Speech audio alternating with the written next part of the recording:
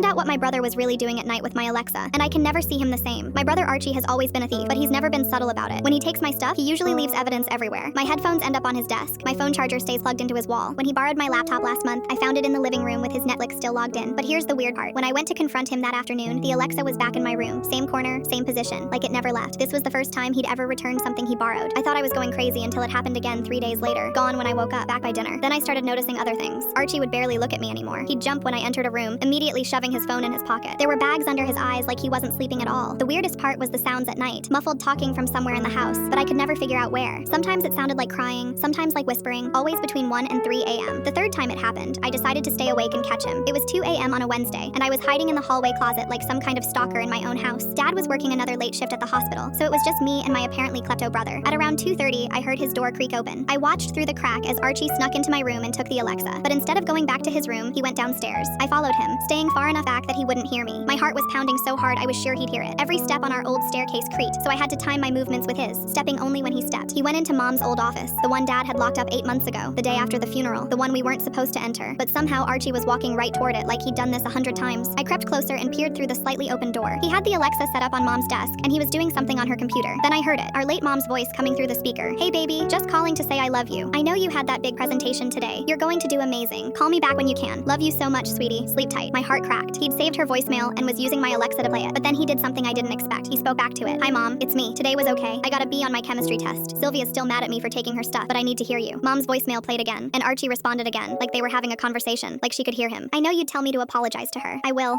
I miss you so much. Dad doesn't talk about you anymore. Sylvia has all her friends. I just have this." I was about to step in when I noticed something else. The computer screen. It was filled with recordings labeled with dates starting from 3 months ago. 3 months of telling our dead mom about his day, asking her advice, crying to her about things I never knew he was going through. And that's when things got genuinely disturbing. He clicked on a folder labeled Mom's AI Replies, and inside were audio files. He opened one, and I heard Mom's voice, but saying things I'd never heard before. "That's wonderful about your test, sweetie. I'm so proud of you." As he kept clicking through them, I realized the full depth of his obsession. He'd taught himself to use some kind of AI program to generate responses using clips of her voice. "I know you're not real," Archie whispered to the speaker, "but you sound real enough, and tomorrow when I tell you about my day, you'll tell me you're proud of me, right? You'll tell me it gets easier?" He played another generated response. "It gets easier, baby. I promise. I love you so much." Archie started crying, and I realized I was crying too. My 17-year-old brother wasn't just listening to Mom's old voicemail. He was creating an entirely fake relationship with our dead mother. It's been a week since I found out. I still don't know how to feel.